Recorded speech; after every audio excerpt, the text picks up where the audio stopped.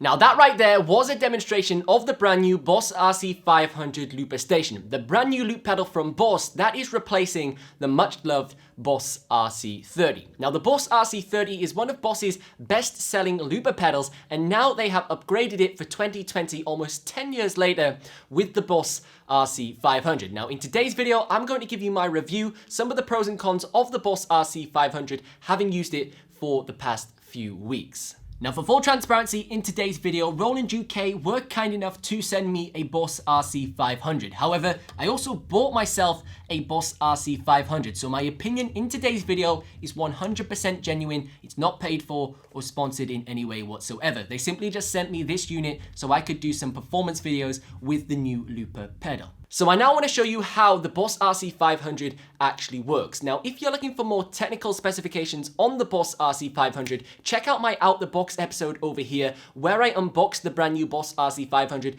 took you through my first impressions and some of the new key features on the looper pedal. So with the Boss RC-500, there is a brand new foot switch layout. We now have a total of 3 foot switches we can use to control our RC-500 loop station. Now we have our standard record play foot switch that allows us to initiate the recording process and the playback process of the loop. We then have the stop foot switch, and we now have the brand new track select foot switch, which allows us to select track 1 and track 2 for switching between the loop tracks for stopping and starting them. But we also can click and hold it for a couple of seconds to simultaneously start and stop both of the loop tracks together. So I'll give you a demonstration of how this works. Now, recording a loop on the Boss RC-500 is super duper easy. You simply just click the record play foot switch, and then you click it again to initiate playback of the phrase you just recorded. Now to overdub onto this loop, you press the record play foot switch again, and now you can do unlimited overdubs onto the RC-500. And this is a really cool feature of the looper pedal. With the brand new 32-bit sound engine, we have unlimited uncompressed overdubs, which is insane. So it's going to retain all of the initial clarity that you play into the looper pedal.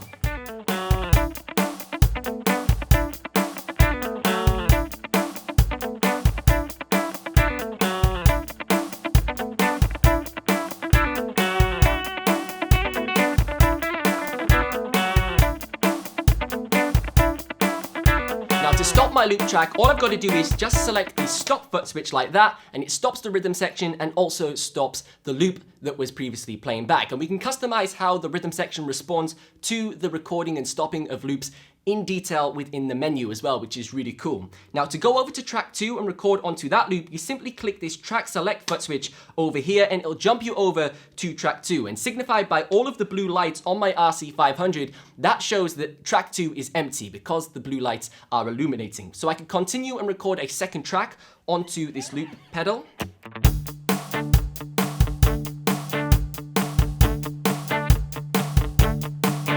And I could bring track 1 back in by clicking track select, hopping back over to track 1, and as you can see, the loop lights are white to signify that there is a loop occupied on this track, which is a really good visual representation of what the looper pedal is doing. So I'll click play and bring this loop in.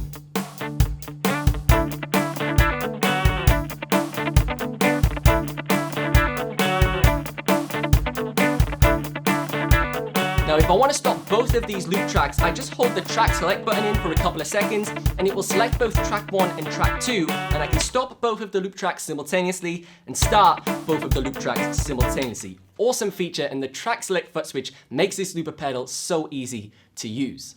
So now let's move on to some of the pros and cons that I have experienced when using the Boss RC-500 looper pedal and my overall thoughts. First off, I'm a huge fan of the form factor of the 500 series pedal. It's extremely small, extremely lightweight, and you can also run it off batteries, which makes it super versatile in the types of environments that you can loop within. You can use it on a stage with a 9-volt power plug, or you can use it on the street or whatever with some batteries, which is really, really cool. Now, quite a lot has actually changed with the layout of the RC-500. Obviously, now we have much smaller foot switches compared to the RC-30, and we also have the brand new track select button, which in my opinion is the best feature of this looper pedal. The problem for me with the RC-30 was the ridiculous shortcuts you had to do, holding pedals in and all this type of rubbish to try and switch between track 1 and track 2, whereas now it's just as easy as a click of a button and then you hold it in to play all. It's absolutely seamless, and we can also reprogram and reassign all of these foot switches to work in a totally different way to whatever type of live looping situation and layout you prefer. Now, the menu and setting buttons on the Boss RC-500 have changed quite a lot, and with this, the menu system has changed vastly as well. Now, I just recently finished filming my ultimate guide for the Boss RC-500 looper pedal, the course where I take you through literally every single setting on this looper station. So if you pick up the Boss RC-500, you definitely want to check out the link in the video description for my ultimate guide so you can learn all of the different settings and how to use them to get the most out of your new loop pedal. But what I noticed was, while I was filming that course, was they've renamed the system settings to now setup settings, and they've also changed the memory settings and the way they work. You've now got categories within the memory settings and system settings, which opens up a whole vast new area of parameters that you can then choose. Whereas on the RC-505 and RC-300, you just used to have memory settings and a huge list of settings that you would have to scroll through. And the same again with the setup and system settings. That was just a huge list you'd have to scroll through, and it was very difficult to just find specific categories. I like how they've broken up this menu now, so it's much easier to digest and understand. Now, something that I do think is missing with the Boss RC-500 is an instrument in level. Now, we obviously have track levels over here to turn the volume of track 1 and 2 up and down, which I'm a huge fan of. They've used the exact same RC-30, RC-300 feature here with the little click in the middle to tell you that you're at 100% and you can boost it. Really like it, and there's also a lot more sort of friction going on here, a lot more tension to the motion. It feels extremely premium. And we also have a microphone in level as well, so we can set up the volume and the gain level of our microphone that's plugged into the XLR input on the back of the looper pedal. But something in my opinion that's missing is an instrument in level as well, because there's no way even within the menus to adjust the gain level of the left and right input. You're relying on the gain pickup on your acoustic guitar or whatever you have plugged in, whether it be a stereo keyboard, to turn that up and down. I think it would have been just really nice to have a parameter within the menus to adjust the instrument in level, because even if you look inside of the input menu here, there's no form of instrument in level that you can actually change, which in my opinion is a little bit of a shame. Now, something that's huge that's missing on the Boss RC-500 is a headphone out option on the looper pedal. Now, let's first discuss some of the connections that are present on the loop station and why this is such a huge factor for me personally. Now, on the back of the Boss RC-500, we've got our XLR input, we've got a stereo left and right guitar jack input, and we also have a stereo left and right guitar jack output. And then we also have a USB connection, and we also have MIDI in and also MIDI out. Now, the really cool thing about the Boss RC-500 is the much improved audio routing option. Seriously, this department has been greatly upgraded from any other Boss looper pedal I have ever used. We now have the ability to specify which input goes to which loop track. So input A could go to loop track 1, for example, and input B could go to loop track 2, for example, which allows you to have instrument-specific loop tracks, which is really cool. And then on top of that, we also have the ability to determine which output each loop track goes out of. So for example, loop track 1 could solely go out of output A, and then loop track 2 could solely go out of output B, which then allows the front of house mix engineer, if you're playing in a venue that's got one, to have loads of control over the levels of your performance because they have an individual feed of each loop track, which is a feature that's huge, and every mix engineer where I have ever played has constantly asked me to provide that from my looper pedal, and previously I've been unable to do that, where now I can provide them with one cable for each loop track, which will make them extremely happy. Now, the problem is, if you want to utilize the onboard rhythm section on the RC-500 and you maybe want to loop to a click track, for example, you're going to have to sacrifice all of those features that I've just talked about. You will have to sacrifice one of your main outputs on the RC-500 solely for a personalized headphone mix, which then means whatever you do with the Boss RC-500 is going to have to be mono only, which is a huge shame. Now, for example, in all of the performance videos I've been doing over the last few weeks, that being the AC/DC performance with 2 RC-500s, the Halo theme tune for the Xbox launch, and also the PlayStation 5, The Last of Us theme tune, all of those performances were performed in mono on the RC-500 because I had to sacrifice one of the outputs to solely run my click track and headphone mix so I could perform to the click track and get very consistent results out of my looper pedal. And in fact, with the Last of Us theme tune, I connected a second Boss RC-500 via MIDI sync just to run the click track off of that looper pedal so I could run my RC-500 in stereo. It was a totally ridiculous setup, so I could just use a click track and a headphone mix with this looper pedal. It's just absolutely crazy. So that would have been a feature that would have made this loop station absolutely outstanding. And I cannot wait for when Boss release the new RC-300 with the 3 tracks version of this that will 100% have a headphone out feature, because it's going to revolutionize what you can do with the new technology with these Boss loop stations.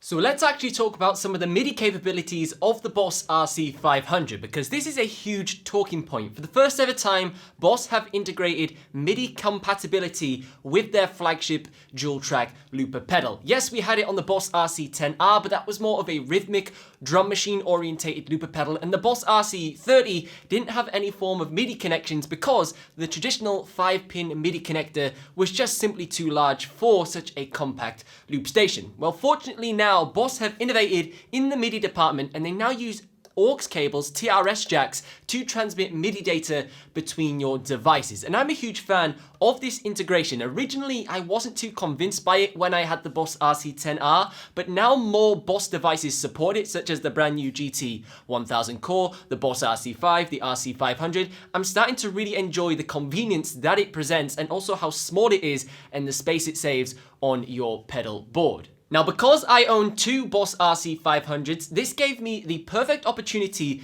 to really test out the MIDI features on the new looper pedals. Now, when it comes to connecting 2 Boss RC-500s together, it's literally never been so simple. Previously, when you wanted to MIDI sync multiple Boss looper pedals together, whether that be 2 Boss RC-300s or 2 Boss RC-505s like I have behind me here, there were a few things you would have to tweak within the menu in order to get decent results. So there was quite a learning curve in order to create a huge live looping setup, whereas now with the RC-500, Boss have made it really accessible, and it's literally plug and play. I connected both of my RC-500 together with an aux cord and they were working straight away. I suddenly went from having a 2-track loop pedal to having a 4-track loop pedal that was syncing up with no issues whatsoever. Now, you can fine-tune the way the MIDI sync works between the 2 looper pedals further within the menu, and it's fantastic some of the settings and features that are present within it. Now, one of my favorites is the fact you can adjust the all start, all stop sync. So by default, when you click all start and all stop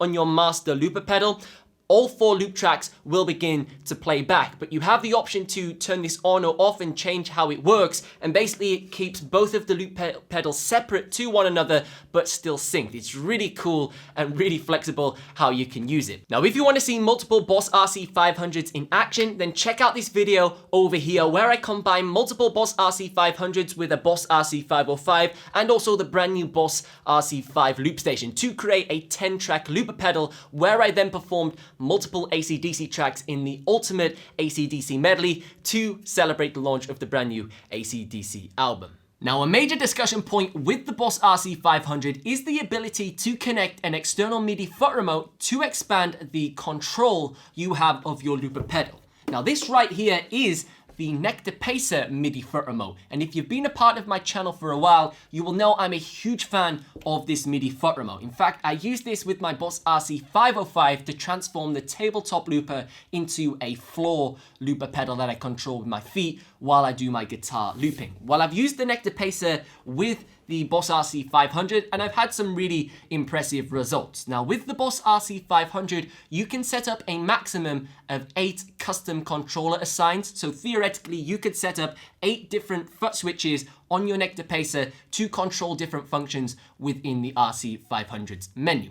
Now, the types of settings you can control with the RC-500 have been expanded upon. Now, of course, you can do your track, record, play, stop style generic command you would come to expect from this type of feature, but now you can also turn settings on and off within this menu. One of the really cool things that surprised me was the ability to toggle track settings on and off. So you can set up a MIDI foot remote switch to turn one-shot mode on and off, for example, or loop sync mode on and off, for example. I was really impressed that Boss have now allowed you to go this deep with the types of settings you can switch on and off with external pedals. Now, my final verdict on the Boss RC-500 looper pedal is actually extremely positive. Now, earlier this year, we took a look at the Boss RC-10R, and I was not too impressed by that looper pedal. Now, what I wanted out of the Boss RC-10R was a small 2-track compact looper pedal that could replace my Boss RC-300 for acoustic guitar looping. Something that was a little bit more portable, but still had multi-track functionality. But I felt with the looper pedal, the onboard rhythm section and all the rhythmic features of the 10R series just really distracted from what a Boss loop station truly is. Whereas with the Boss RC-500, it is exactly what I wanted out of a modern day 2-track loop station from Boss. It's got some insane specifications with the 32-bit onboard processing for the audio. It's got the brand new LCD loop light indicator display, which is actually way more useful than it may first appear. And regardless of the Boss RC-300 having the extra loop track, I still feel the Boss RC-500 is the more powerful looper pedal and also more versatile looper pedal because of the much more improved features and the variety of different modes you can run this looper pedal within. Ever since I've got my hands on the RC-500 and I've tried using 2 of them together, I've felt quite uninspired and restricted and limited by my older looper pedals like the RC-505 and especially the RC-300 because the feature set on those pedals just looks so dated in comparison to this new RC-500 looper pedal. Now, don't forget to check out my Boss RC-500 Ultimate Guide linked in the video description down below if you end up picking up this looper pedal. And be sure to like and subscribe to the channel as well because we're going to be reviewing the brand new Boss RC-5 in the next few weeks. But as always, I've been Ben Rowlands. Thank you so much for watching and I will see you in the next one.